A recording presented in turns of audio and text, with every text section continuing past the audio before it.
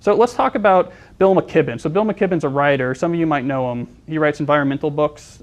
End of Nature is what made him famous, but he has a dozen different books out. He's also an activist now. He was arrested last year in front of the White House for climate change protests. Anyway, so Bill McKibben is someone who's always fascinated me because his life to me always resonated. He sort of lives in this cabin in Vermont and writes these important books, and it all seemed very cool to me. So I somewhat stalkerishly have read basically everything written about him. I've gone to his events, and I probably know as much about Bill McKibben as his analysts. So I don't know if that's a good thing, but this is sort of a trait of nonfiction authors. We have to obsessively follow things. So here's Bill McKibben's story. Short story is he shows up at Harvard as an undergraduate, so he's a smart guy. Now, I don't know if there's Harvard people here, but you know, at Harvard, grades aren't really the thing that you focus on, because at Harvard you get an A for getting half the letters in your name correct when you sign the test. But that's not what people care about. So I'm a Dartmouth guy, so I have to.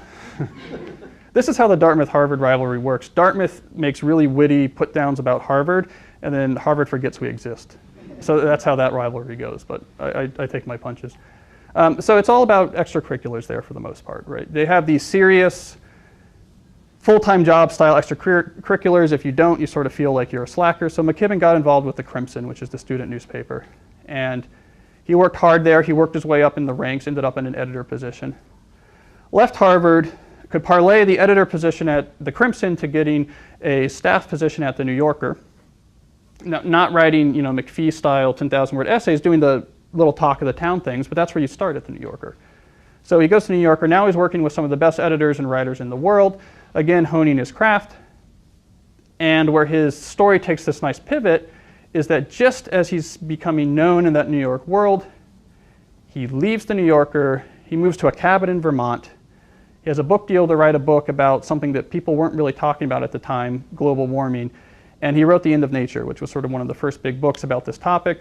It put him on the map as an important thinker in environmental thinking, and allowed him to then have this career where he could live up in Vermont and write books about topics that were important to him. He eventually got a thinker in residence position at Middlebury, and now is doing activism. So it's a career that he's very passionate about. But it's a good example, and the reason I'm telling you is because it is a good example of the pattern that comes up often when you study people who do love what they do. So let's figure out, what is that pattern? What did he do that we can learn from? So the first observation about his path is often the most controversial observation I make when I talk about this topic, which is what he did for a living did not matter all that much. So he built the life that he was passionate about as a writer. I would conjecture that there's any number of different fields in which Bill McKibben could have built up a working life that he loved equally as much. There's nothing intrinsic in his DNA about writing. Right? There's no mutated gene that evolved a couple hundred years ago that means you're destined to be a writer. So what mattered for McKibben? Well, based on all the interviews I've read with him and the books I've read, it seems that what really matters for him is more general, that he wants autonomy in his life and he wants to be having an impact on the world. He achieved this as an environmental writer, but I would say in conjecture that any career path would allow him to have a strong sense of autonomy and a strong sense of an impact on the world would have been a career path that he would have found just as much passion in, and he would have enjoyed just as much. And this is something that came up time and again when you study people who love what they do. The specifics of the work is not what's important. There's almost always some general lifestyle traits. Maybe you want autonomy. Maybe you want power and respect. Maybe you really want an impact. Maybe you really want to be creative. Maybe what you're looking for is a great amount of time affluence, that you want to have a schedule where you can have work play a very little role into it. Different lifestyle traits resonate differently with different people, but ultimately it seems from my research that this is what matters in someone feeling a real sense of satisfaction and engagement in their career, that their career has given them these sort of more general traits that matter, and these traits are more general than specific jobs.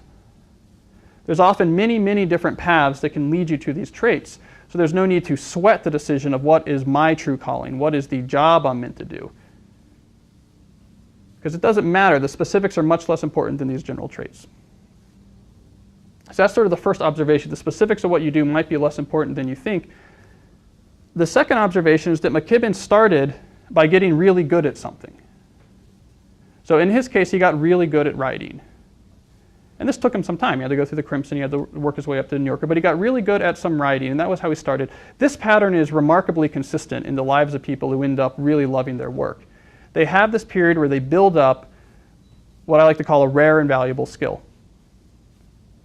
Okay, and when you think of this in the context of the first lesson, it suddenly makes sense, right? We can start putting these pieces together. The way they build satisfying careers is they start by building up rare and valuable skills.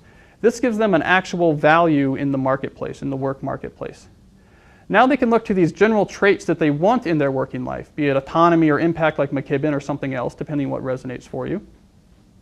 And they say, these traits are rare and valuable too. They'd be great to have. Therefore, they're not being handed out on the street corner. I need something rare and valuable to offer in return for these rare and valuable traits that are going to make my career great. So they're then able to leverage their rare and valuable skills to gain more of these traits in their working life. That's exactly what McKibben did.